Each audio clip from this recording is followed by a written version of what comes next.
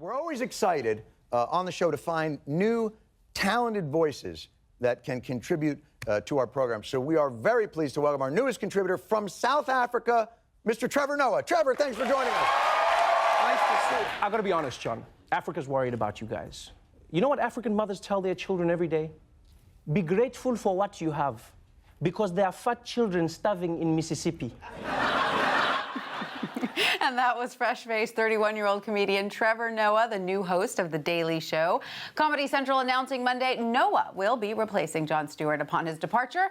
What does this mean for the world of late-night television? Joining us now with the latest is entertainment and pop culture expert Brian Balthazar. Brian, thanks so much for being with us. Thank you. Thanks for having me. So Trevor Noah obviously has some very big shoes to fill. He does, and this was kind of a surprise. I think everyone was surprised this morning. Yeah, I mean, for a lot of Americans, he's relatively unknown. So what can you tell us about this South African comedian? Well, he's actually got a big following internationally, 2 million Twitter followers. But as far as his role on The Daily Show, in the number of months that he's been here, he's only been on 3 times. And I think it's about 3 or 4 months.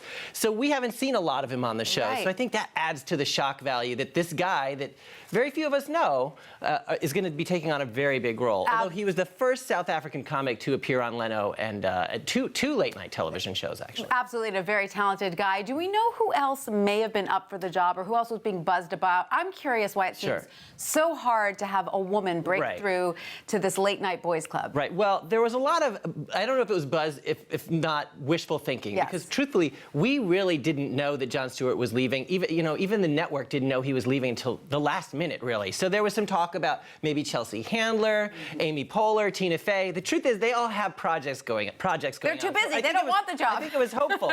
One of the reasons I think Trevor probably was a shoo-in for this, or maybe just one of the most strongly considered, was that they have a very cohesive writing team at The Daily Show, and I think they want to be sure that that chemistry of the writing team matches up with the host. So I don't know if it's so much a gender thing in this case, as much as it is Trevor Noah is someone they know, they understand, they can work with, because I think they want to make sure this is a super smooth transition. This show is superbly popular and reaches a really young demographic, and so I don't think they want to mess with that. Yeah, and he's also supremely handsome, so I'm sure it's not going to hurt with the ladies. Right, exactly. And so I think they didn't want to have the kind of thing where you had Kathy Griffin on Fashion Police getting there with a whole different writing team, and suddenly they didn't jive. And look, just weeks later, she's gone. Right. And everyone kind of thought she's perfect because she was very much like Joan Rivers. So I think sometimes going with the big name that has expectations attached, and some big names may not want to have to compare or be compared with Jon Stewart. Absolutely. And you know, he is mixed race, South African. He's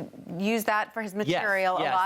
So do you think that The Daily Show is going for a more global sort of audience here? Well, I think he's in touch with politics. He's talked about that. His father was a white Swiss guy, and his mother was a black South African. So he was born illegal. He was illegal, you know, at the time. And so he has talked about that in his comedy. I think they like that he's relevant to younger people, that he's in the social world of Twitter and kind of that vernacular. But also that he's young and good looking and funny. And I think they want someone who's new and fresh and has already proven themselves outside of this country. Doesn't hurt. Absolutely. How much time does he have? I mean, we've seen this game of late night musical chairs. People get replaced nowadays. They don't sit there for 20 years anymore. Right. They've said it could be later this summer or later in the year. I have a feeling we'll see more of him on the Jon Stewart hosted Daily Show than we might have otherwise. I think they'll be working him into the show a little bit more. I wouldn't be surprised if we see him on tonight. Yeah. You know, I think that would be a wise move. Let's work him in and get everyone seeing that Jon Stewart loves him and endorses him, and then maybe these people will stick along for the ride. Absolutely. Brian Balthazar, thank you so much for all that.